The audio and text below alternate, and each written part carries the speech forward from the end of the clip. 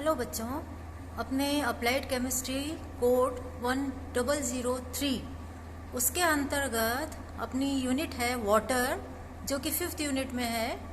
Water means जल। जल का जो पहला टॉपिक है classification of water on the basis of soap solution, अर्थात साबुन विलयन से क्रिया के आधार पर साबुन विलयन से किस तरीके से जो है पानी क्रिया करता है, किस तरीके से अपने रिएक्शन देता है, उसके आधार पर जल को हम 2 श्रेणियों में विभाजित करते हैं। कौन कौन सी? पहला कठोर जल और दूसरा मृदु जल। हमने ये किस आधार पर जल का वर्गीकरण किया है? साबुन से अभिक्रिया के आधार पर। साबुन विलयन यानी जो हमारा जल है वो साबुन से किस प्रकार क्रिया करता है, तो उस आधार पे हमने जल को 2 कैटेगरीज में बांटा है। पहला कठोर जल और दूसरा मृदु जल। कठोर जल किसे कहेंगे? जो जल साबुन के साथ झाग नहीं देता वो कठोर जल कहलाता है। यानी हार्ड वाटर क्या है कि it does not give leather with soap. Soap के साथ यानी साबुन के साथ अगर जो जल साबुन के साथ झाग नहीं देगा वो क्या कहलाएगा? कठोर जल। और जो जल साबुन के साथ झाग दे देता है उसे हम क्या कहते हैं? मृदु जल। यानी सॉफ्ट वाटर क्या होता है? It gives leather with soap. यानी हम यदि जल की साबुन से क्रिया कराएं तो झाग आ जाते हैं, इसका मतलब हम कहते हैं कि पानी यानी जल जो है वो मीठा है। अब साबुन क्या है? साबुन किसे कहते हैं? तो साबुन की परिभाषा होती है कि ये जो सोप्स होते हैं वो सोडियम और पोटेशियम के उच्च वसीय अम्ल यानी higher fatty acids of sodium and potassium, ये होते हैं सोप्स यानी साबुन। अब उदाहरण देख लीजिए कि साबुन के जो एग्जाम्पल्स हैं वो कौन कौन से हैं। Sodium stearate, sodium oleate, sodium palmitate, ये एग्जाम्पल्स हैं, ये उदाहरण हैं साबुन के। फिर से देख लीजिए कि what are soaps, how will you define the soaps. साबुन को आप कैसे परिभाषित करेंगे? साबुन को परिभाषित करना है कि साबुन क्या होते हैं? सोडियम और पोटेशियम के उच्च वसीय अम्ल होते हैं।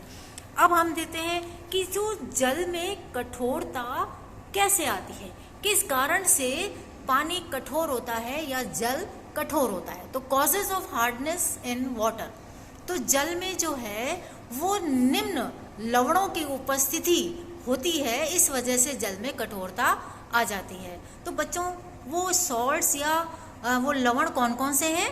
पहला कैल्शियम या मैग्नीशियम के बाइकार्बोनेट्स। बाइकार्बोनेट्स किस तरीके से? CaHCO3 का होल 2, MgHCO3 का होल 2, यानी कि कैल्शियम बाइकार्बोनेट, मैग्नीशियम बाइकार्बोनेट अगर जल में होंगे तो उसमें कठोरता आ जाती है। इसी प्रकार से दूसरा लवण क्या है? कैल्शियम और मैग्नीशियम के क्लोराइड्स यानी chlorides of calcium and magnesium, CaCl2 and MgCl2। इसी प्रकार से देखिए तीसरा लवण कैल्शियम और मैग्नीशियम के सल्फेट्स। अगर जल में कैल्शियम सल्फेट होगा, मैग्नीशियम सल्फेट होगा तो जल क्या होंगे? कठोर हो जाएगा। जल में कठोरता किस कारण से होती है? ये 3 प्रकार के लवण होंगे, कैल्शियम और मैग्नीशियम के बाइकार्बोनेट्स, कैल्शियम और मैग्नीशियम के क्लोराइड्स, कैल्शियम और मैग्नीशियम के सल्फेट्स। इन लवणों के कारण जल में कठोरता आ जाती है। अब कठोर जल साबुन से किस प्रकार से रिएक्शन करेगा?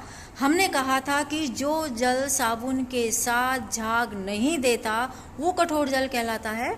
तो कठोर जल की साबुन के साथ क्या रिएक्शन हुई? देखिए sodium stearate C17H35 COONA, sodium stearate जब ये कठोर जल से अभिक्रिया करता है यानी कैल्शियम क्लोराइड, हम कठोर जल को H2O नहीं लिखेंगे, क्या लिखेंगे? CaCl2। इसके साथ जब साबुन अभिक्रिया करता है तो क्या बनेंगे? कैल्शियम स्टेरेट बनता है। ये जो कैल्शियम स्टेरेट बना है ये जल में अघुलनशील होता है, घुलता नहीं है। इस वजह से क्या होता है कि जल में झाग नहीं आते।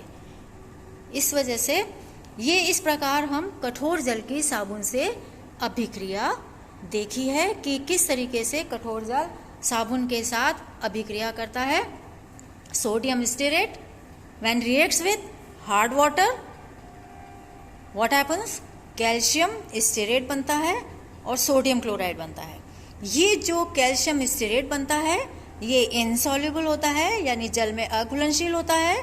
इस वजह से कठोर जल साबुन से झाग नहीं देता।